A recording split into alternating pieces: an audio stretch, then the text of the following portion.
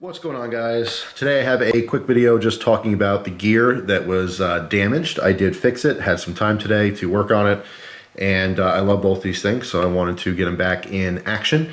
So yeah, it was a pretty simple fix for both tools, but I'm going to explain what I did real quick. First, the Leatherman Wingman. If you haven't seen the first video, the pocket clip was all bent out of shape, no pun intended. It's got caught on my steering wheel getting out of my car, and it went "Rrr." And although it's not super common, it's definitely something a lot of people have experienced if you carry any kind of tools that is clipped to your pocket. Sometimes it just catches on something and just wants to bend up.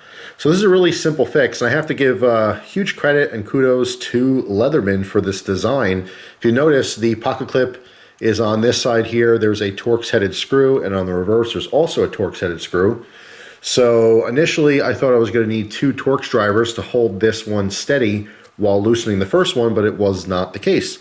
I really probably should have taken pictures to show you this, but underneath this pocket clip, the actual pocket clip itself is shaped in such a way where it fits around a nut. So there is a nut that is underneath there.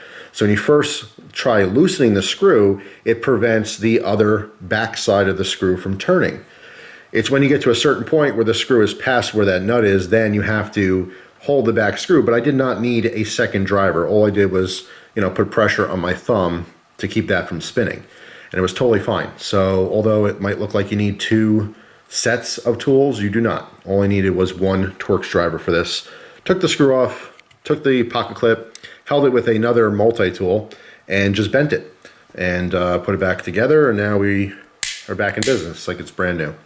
Now, of course, you can't do this all the time. If you bend metal back and forth, it just weakens it, and eventually it'll just break and snap. But luckily, this only happened once, and I'll be much more careful in the future. So that was a pretty straightforward fix.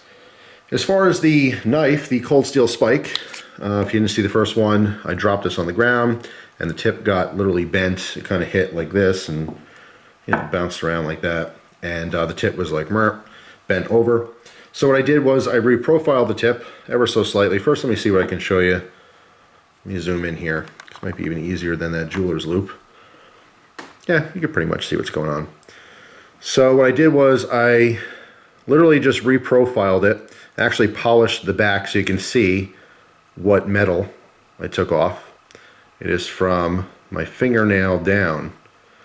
And all I did was put this on a flat stone. Rub it back and forth. I think I started at like a 200 grit bench stone. Took off a lot of steel. It took off the steel quite quickly. I mean, this entire process took me about 5 minutes. So I just, hit it on a flat angle until I came up with a fine point again, and then went back, and I think I went to a 1000 grit stone, worked on that just a little bit, and then actually finished it off with some different polishing compounds on different strops. And we are totally back in business. This is a very fine point. Just stop moving around, you can see that. All right, so it's a functional tip again. There we go. Okay. So nice and pointy, good to go, smooth transition. Didn't really take a whole lot to get that done. Like I said, less than 5 minutes. All right, so pretty easy, pretty simple. If I were to happen to break this off again, I would come down, it would just be a more, wider angle. In fact, the angle that I have on this tip now is probably a little bit stronger than the original, okay, because it's not quite as fine. It's still totally fine, to penetrate things, but it's just slightly stronger, which was, of course, accidental. I did not want that to happen. If I could take it back, I certainly would. But anyway, we are good to go on the cold steel spike and the Leatherman Wingman. So yeah, no jeweler's loop today. Kind of sad. But anyway, so that is it. Just want to give you guys an update. If you happen to have gear, knives, flashlights, whatever, and things happen to them, sometimes you can fix it yourself. It's not always just like, a lost cause. You don't have to throw out gear. More times than not, they are salvageable.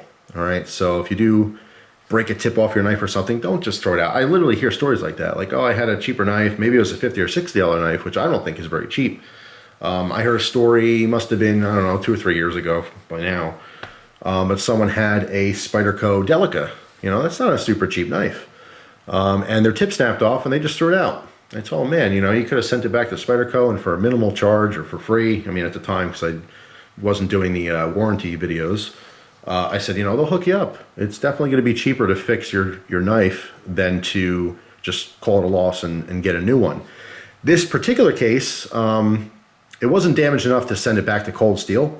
Someone did recommend that, like, oh, why don't you send it to Cold Steel and see what they'll do for warranty. If I ever have like a serious snap, like if the, I don't know, if the tip snaps off from here on up or something, then yeah, maybe I'll go through that process just to see what they'll do for me. But you know, it was a simple fix at home, literally less than 5 minutes, and I'm good to go. It's all about having the right tools.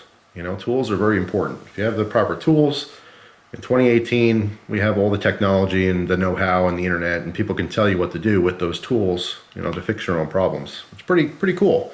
I mean, before the internet, a lot of people didn't know what they're doing with anything, really. They had to bring it to professionals. But now you can be a stay-at-home professional. So anyway, I'm very glad to get this stuff back in working order. Going to actually retire both of these tools just for a little bit because there's another neck knife I want to start carrying. And like I said, a little bit much weight having the full-size multi-tool and that double vision Rough Rider knife. It's super heavy. All right, it is still December, and I'm still rocking my Christmas EDC, but I will be swapping out that knife anyway soon for new stuff. There's always, you know, constant rotation, constant new folders and things that I want to try out and test.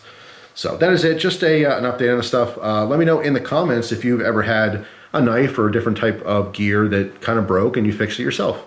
You know, I love to hear those stories. So I hope you guys have a wonderful day, and I will see you tomorrow with another video. Take care.